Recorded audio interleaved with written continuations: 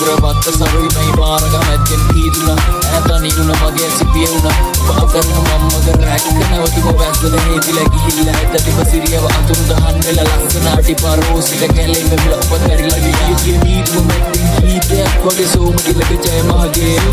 තුන්තිරි මල් පොකුරු දරම් පෙර නිමිත්ත උච්චයි අනුප්‍රාස රසේ ඉරිකිරි කිරි තලොත් පොළ එදා මොදර හන්දියේ කෑ ගහලා කිව්ව සංචරණ ඇහෙනවද කවරවල කන්ද මැද මේ මාර ප්‍රසංගේ